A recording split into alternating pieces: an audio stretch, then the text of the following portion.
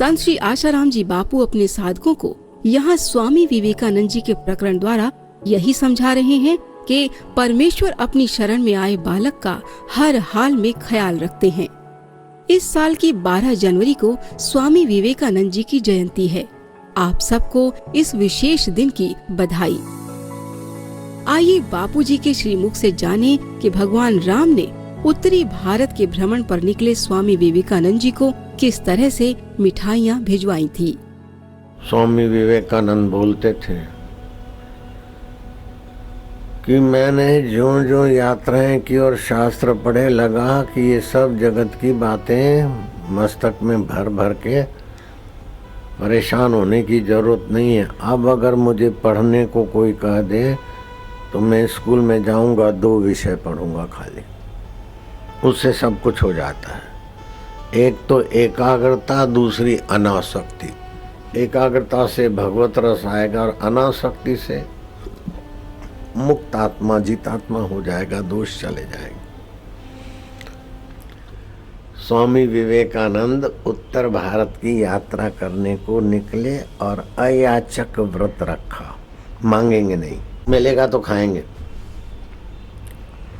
जहाँ रहना पड़े रह लेंगे, जहाँ नींद आएगी सो लेंगे। उत्तर भारत में यात्रा करते करते गाड़ी बदलने के लिए 2-4 घंटे किसी जंक्शन पर ठहरे। साथ में एक कंबल था। पहले 3 क्लास होते थे। हम लोग जब यात्रा करते थे तभी भी 3rd क्लास, 2nd क्लास और 1st क्लास। गरीब लोग 3rd क्लास में मुसाफरी करते थे, तो 3rd क्लास की टिकट थी उनके पास। हमने भी 3rd क्लास की यात्रा की। तो उनके पास में बैठा हुआ कोई बनिया, बस खाली कंबल और एक जोड़ी भगवा कपड़ा, एक जोड़ी पहना हुआ, उनकी मजाक उड़ाता उड़ाता 12-15 घंटे जहाँ उतरना था दोनों को उतरे। तो इनके तो वेशभूषा ऐसी थी कि कूली लोग जो छाया में बैठे थे वहीं जाके बैठे, तो कूलियों ने भगाया, बोले उधर जा बाबा, इधर नहीं, इधर नहीं। कूली लोग भी उनको नजीक नहीं बैठने दे, तो दूर चले गए। थोड़ी सी छाया थी दीवार की और थंबे को टेका देकर उन्होंने कंबल बिछाया। तो वो बनिया भी उनके नजीक आके बैठा और उसने अपना जो कुछ पकौड़े और मिठाई और जलेबी और जो कुछ चटपटा लिया, उनको दिखा दिखा के खाने लगे, क्योंकि उनके पास तो कुछ खाने को था नहीं। और कईयों की ऐसी नीच बुद्धि होती है, किसी को चिढ़ाकर किसी को दुखी करके मजा लेना, ऐसी नीच बुद्धि वाला था। और विवेकानंद को ऐसा भगवत रस जगा कि गुरुदेव अयाचक व्रत देकर, हर परिस्थिति में सम रहने की आज्ञा देकर आपने कितना उपकार किया कि इतना सब होते हुए चित्त में दुख नहीं होता। अहो भाव से भर गए और आंखों में से टप टप आंसू आने लगे। तो वो बनिया ने सोचा कि देखो दुखी होके रो रहा है, मैं तो खा रहा हूँ मिठाई और इसको खाने को नहीं है, बेचारा साधु रो रहा है।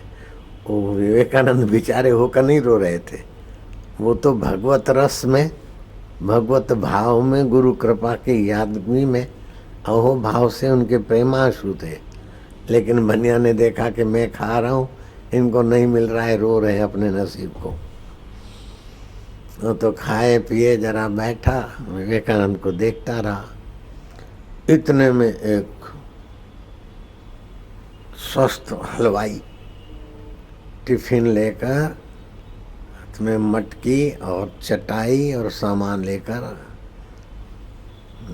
पास में रखा। प्रणाम किया, स्वामी जी भोजन करिए। बोले भाई मैं तो पहली बार आया हूँ स्टेशन पर, और कोई आपका स्वामी जी होगा तो उसके लिए ले जाओ। बोले नहीं नहीं, मैं हलवाई हूँ। मैं जरा लेटा था तो राम जी ने सौंपना दिया कि मेरा सन्यासी साधु रेलवे स्टेशन पर आया है।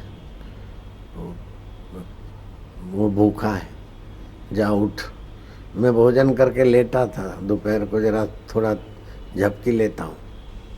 मैं सोचा ये क्या पता क्या, मैं फिर से लेटा तो फिर मेरे राम जी ने कहा, जा क्यों सोता है, आलस्य क्यों करता है, मेरे सन्यासी को भूख लगी। तो पत्नी से जल्दी जल्दी भोजन बनवाया, फिर दुकान से ये मिठाइयाँ लेके आया। वो बनिया पास में बैठा बैठा सुना। मैं तो 1-2 मिठाई खाकर अपने को बड़ा भाग्यशाली मानता था, इतनी सारी मिठाइयाँ और ये गर्मा गर्म भोजन और चटाई। और राम जी ने इनको सौंपना दिया कि मेरा साधु भूखा है। मैं इनको तो साधारण भटकू बाबा समझकर मजाक कर रहा था, लेकिन ये तो भगवान और गुरु के रस में ऐसे रसवान है कि इनके खाने पीने की तो गुरु महाराज और भगवान ही व्यवस्था कर रहे हैं। बनिया का मन पानी पानी हो गया। बार बार संत का दर्शन करने का पुण्य फला। चरणों में आकर विवेकानंद के चरणों का अभिषेक किया अपने आंसू से, महाराज मुझे माफ कर दो। तो जो भगवत रस में रहते उन्हें संसार के सुखों का, सुविधाओं का महत्व नहीं रहता। भगवत रस के प्रभाव से उनकी आवश्यकता पूरी हो जाती।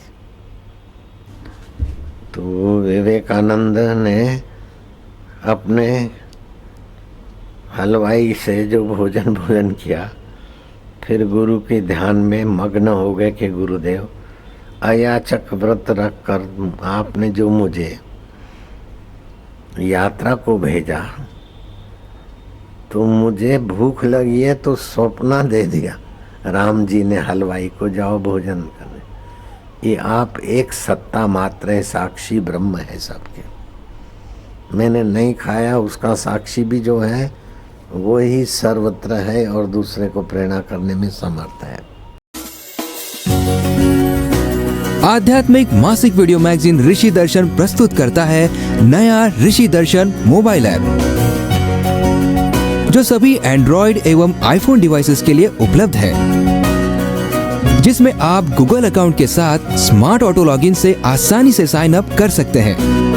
Well organised home screen, auto fill membership form, easy and secure payment, user friendly member area और क्विक सपोर्ट आदि आकर्षक फीचर्स के साथ साथ अब आप अपनों को या अपने चहेते लोगों को सदस्यता उपहार में दे सकते हैं।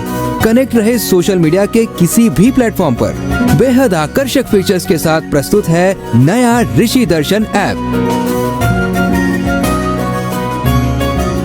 सभी के लिए 1 महीने बिल्कुल फ्री ऑफर के साथ।